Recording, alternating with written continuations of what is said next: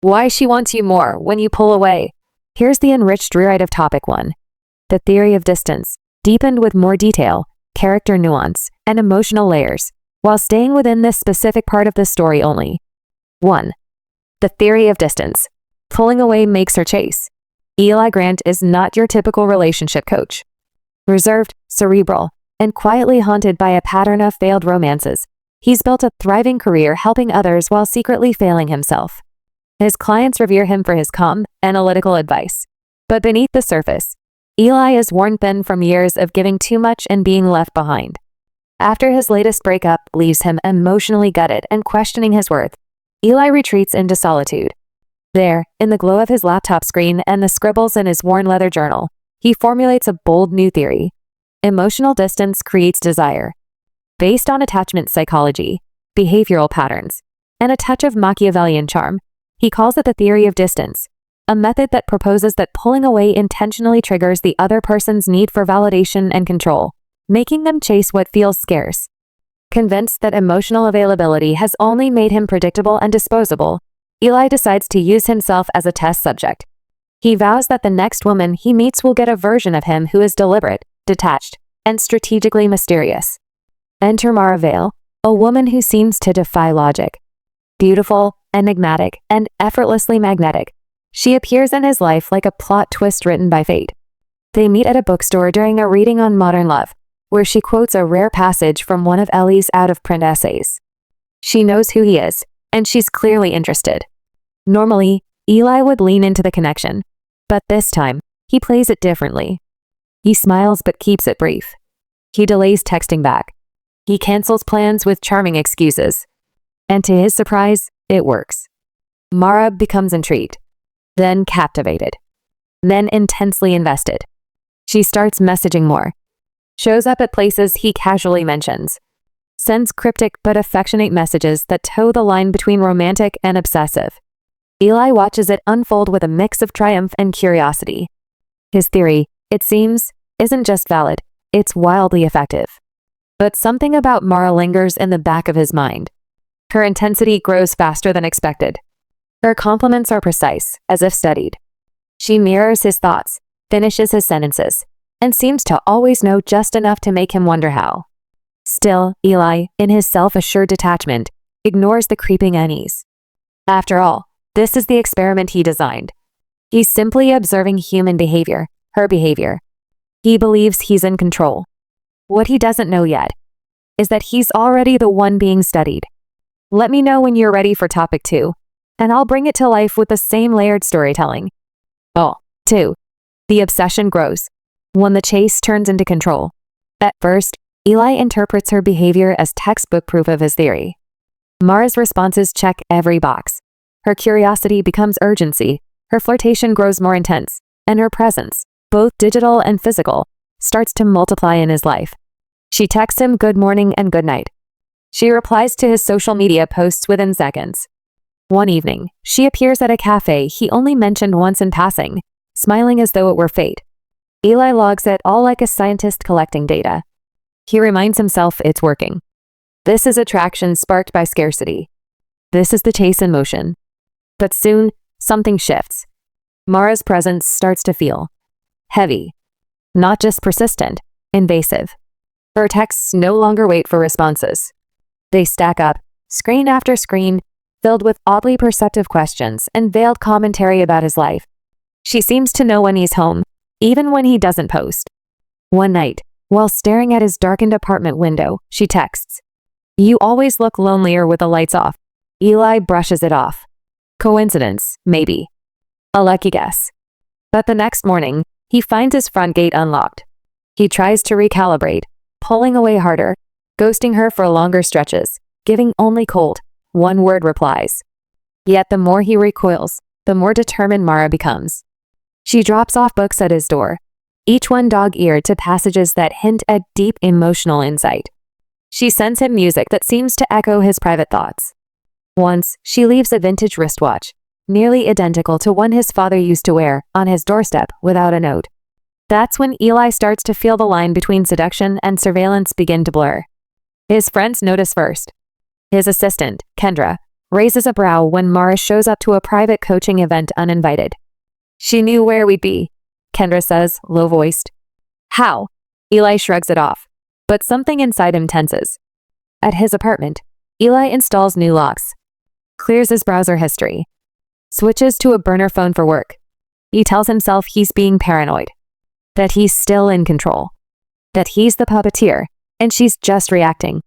But behind closed doors, he's losing sleep. He begins to notice subtle disruptions in his carefully constructed life. Calendar invites he didn't send. Password resets he didn't request. His recorded Zoom sessions, edited, just slightly, and re-uploaded to a private Vimeo account. Who else could have access? Who even knew those files existed? And yet, he still doesn't confront her. Part of him, maybe the prideful part, wants to believe this is still the theory playing out. That she's not dangerous, just deeply affected by the illusion of emotional scarcity.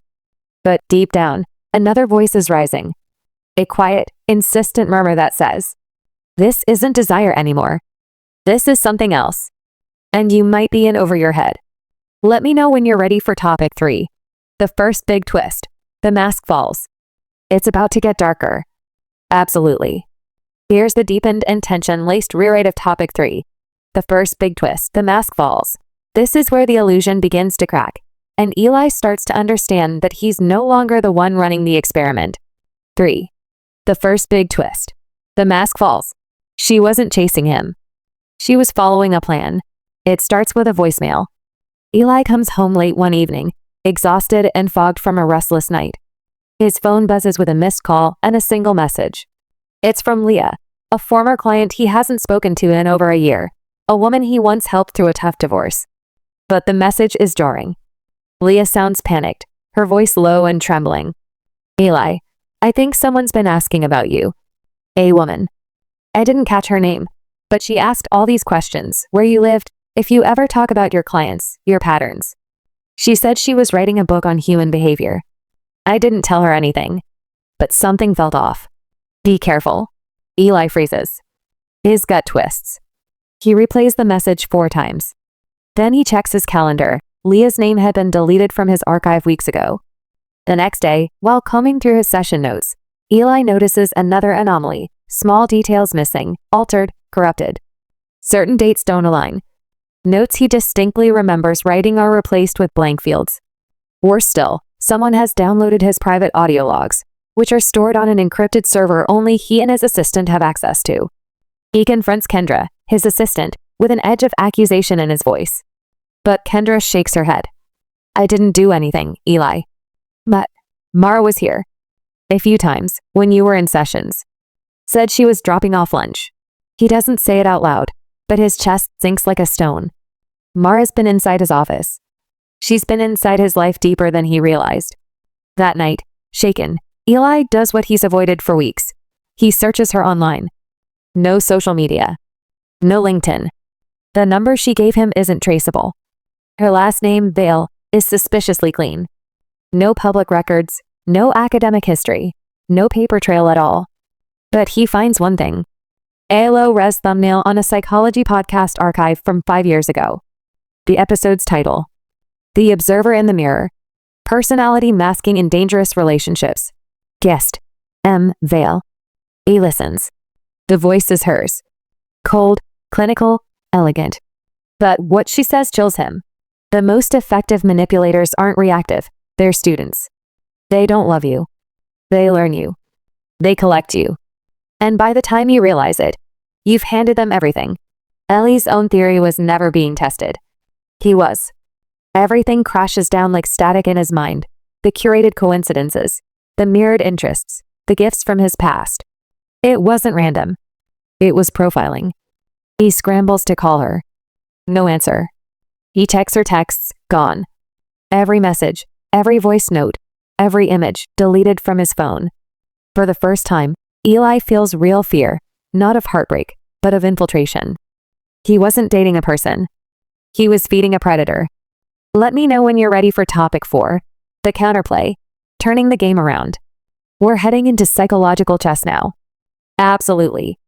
Here's the deepened and tension-laced rewrite of 3. The first big twist. The mask falls. She wasn't chasing him. She was following a plan. It starts with a voicemail. Eli comes home late one evening, exhausted and fogged from a restless night. His phone buzzes with a missed call and a single message. It's from Leah, a former client he hasn't spoken to in over a year, a woman he once helped through a tough divorce. But the message is jarring. Leah sounds panicked, her voice low and trembling. Eli, I think someone's been asking about you. A woman. I didn't catch her name, but she asked all these questions: where you lived, if you ever talk about your clients, your patterns. She said she was writing a book on human behavior. I didn't tell her anything, but something felt off. Be careful. Eli freezes. His gut twists. He replays the message 4 times. Then he checks his calendar. Leah's name had been deleted from his archive weeks ago. The next day, while combing through his session notes, Eli notices another anomaly: small details missing, altered, corrupted. Certain dates don't align. Notes he distinctly remembers writing are replaced with blank fields. Worse still, someone has downloaded his private audio logs, which are stored on an encrypted server only he and his assistant have access to. He confronts Kendra, his assistant, with an edge of accusation in his voice. But Kendra shakes her head. I didn't do anything, Eli. But Mara was here. A few times, when you were in sessions. Said she was dropping off lunch. He doesn't say it out loud, but his chest sinks like a stone. Mara's been inside his office. She's been inside his life deeper than he realized. That night, shaken, Eli does what he's avoided for weeks. He searches her online. No social media. No LinkedIn. The number she gave him isn't traceable. Her last name, Vale, is suspiciously clean. No public records. No academic history. No paper trail at all. But he finds one thing. A low-res thumbnail on a psychology podcast archive from 5 years ago. The episode's title. The Observer in the Mirror. Personality Masking in Dangerous Relationships. Guest M. Vale. He listens. The voice is hers. Cold, clinical, elegant. But what she says chills him. The most effective manipulators aren't reactive. They're students. They don't love you. They learn you. They collect you.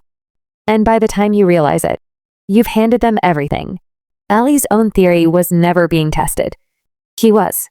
Everything crashes down like static in his mind. The curated coincidences, the mirrored interests, the gifts from his past. It wasn't random. It was profiling. He scrambles to call her. No answer. He checks her texts. Gone. Every message, every voice note, every image deleted from his phone. For the first time, Eli feels real fear, not of heartbreak, but of infiltration. He wasn't dating a person. He was feeding a predator. Let me know when you're ready for topic 4. The counterplay, turning the game around. We're heading into psychological chess now. If she was studying him, he'd rewrite the script. The fear lingers, but Eli doesn't run. He's a man of patterns, structure, logic, and now that's exactly what he uses. After confirming Mara's messages are scrubbed from his phone, he finds his burner device. Hidden. Untouched. He powers it on, and there, he finds traces. Voicemails, call logs, late-night messages Mara must have assumed were lost in his main device's wipe. She made a mistake. She believed she'd erased the narrative. But Eli still has the first draft. He begins documenting everything. Every known interaction. Every odd coincidence. He even reconstructs conversations from memory, pairing them with locations and timestamps. But he doesn't go to the police. He knows how that would play. No proof of violence. Just a man claiming he's being emotionally hunted by a woman with no digital footprint. They'd laugh him out of the station. Instead, he reaches out to an old college friend, Ravi, now a cyber forensics expert. Discreet and paranoid by nature, Ravi agrees to dig into whatever M. Vale leaves behind. While Ravi begins the technical excavation, Eli begins the psychological one. He studies Mara. Not the woman he dated, but the one behind the curtain. He listens to the old podcast interview again. Picks apart her word choice, her philosophy, her patterns of manipulation. He realizes something terrifying. She's not just practicing emotional profiling, she's refining it. Each interaction was a test of his behavior under pressure. A case study. Every time he pulled away, she noted how far, how fast, and what he would do next. This wasn't about love. This wasn't about desire. This was about control. So Eli decides to flip the mirror. He starts posting things she can't ignore, cryptic journal entries online, vague references to the illusion of power, nods to gaslighting, breadcrumbs that only she would recognize. He needs her to believe he's losing his grip, that he's cracking, that he's vulnerable again. He baits the trap. And she bites.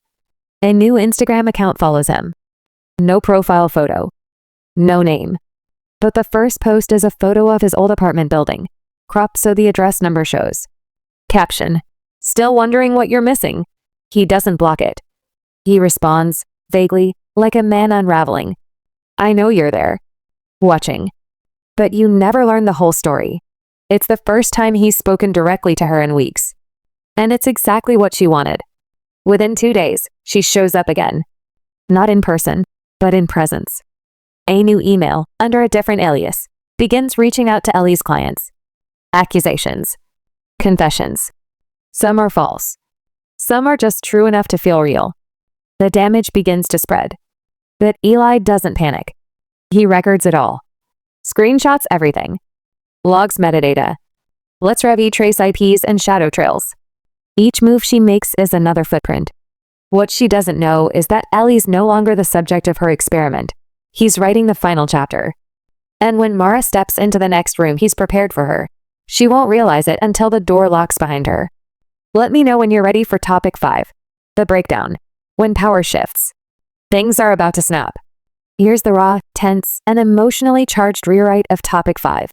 The breakdown. When power shifts. This is the moment when the illusion finally fractures for both of them. The line between predator and prey is thinner than you think. It happens during a rainstorm, violent, unpredictable, like the state of Ellie's mind. He's alone in his apartment, surrounded by printed screenshots, audio logs, client statements, and forensic data. A full psychological profile of Mara Vale now hangs on his wall like a crime scene board. But there's a hole in the center. Her motive. Why him? Why now? The knock on the door doesn't come gently. 3 firm raps, just like the first night she ever visited. Eli doesn't answer. He watches from the peephole. Mara, soaked from the storm, hair clinging to her face, eyes wide and unblinking. No umbrella. No bag. Just a phone in one hand and a key in the other. His key. She lets herself in. "I knew you'd stop hiding eventually," she says, voice soft, as if none of it ever happened, as if she hadn't dismantled his career from the shadows, as if she wasn't a phantom with 100 names. Eli stays calm. He presses record on the device in his pocket. "You've been watching me," he says, carefully. "But the thing about watchers is, they leave footprints. And I found yours." Mara doesn't flinch. "You think this was about you?" Her voice trembles, but it's not fear. It's amusement. "Eli, you're not special. You're just one of many." That's when she slips. Her phone buzzes. A message lights up the screen. Eli sees it reflected in the mirror. Subject 12. Destabilized. Proceed to extraction phase? His blood runs cold. She wasn't alone. Everything clicks into place. Mara wasn't working off instinct. She was part of something structured. Clinical. Possibly funded. Possibly dangerous. His experiment had become someone else's data set. "You're part of a study," he says, a loud voice cracking with disbelief. "A real one," she shrugs. "You should have read more of the fine print, Eli. You're not the first man who wanted to feel powerful by pulling away. But you are the first one who tried to turn the game back on the observer." He steps closer now, the tension thick as fog. "Then why are you here? Why not disappear like before?" Mara's expression shifts, just for a second. Vulnerability flickers. "Because you broke it," she whispers. "You were supposed to follow the pattern. Push, pull, detach, fade. But you didn't fade. You turned toward me. And now I don't know who's writing the story anymore." Her voice trembles. And suddenly, for the first time, she's not in control. Eli studies her, how her hands tremble, how she won't meet his gaze. And just like that, the dynamic shatters. "You don't want data anymore," he says softly. "You want something real. But you forgot how to ask for it." Silence. Her breath catches. A single tear rolls down her cheek, and then she bolts. The door slams. And just like that, Mara's gone. But this time, Eli isn't lost. He's found the leverage he needs. She can't disappear cleanly anymore. Not without leaving pieces of herself behind. And he has them all. Here is the gripping, twist-heavy rewrite of Topic 6. The final turn. Who's really in control? You thought this was about obsession. It was always about the outcome. Eli doesn't chase her.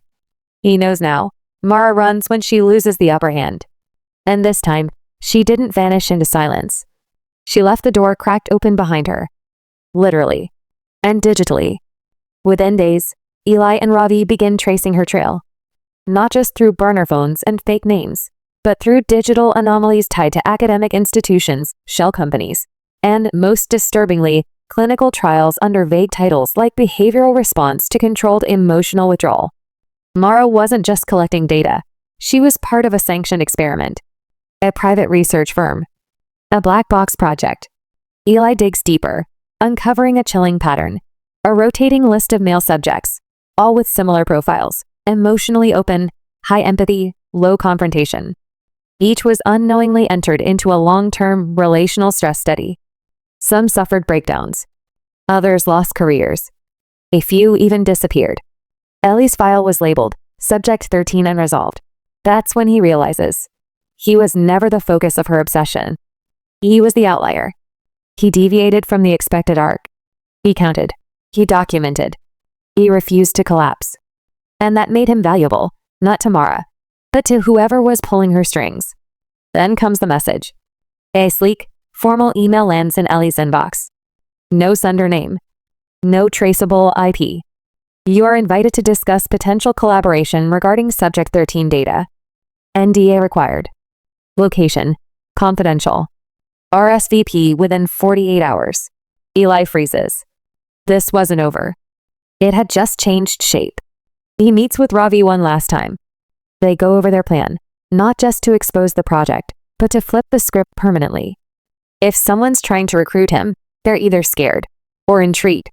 When Eli walks into the anonymous glass building on the outskirts of town, he expects a lab.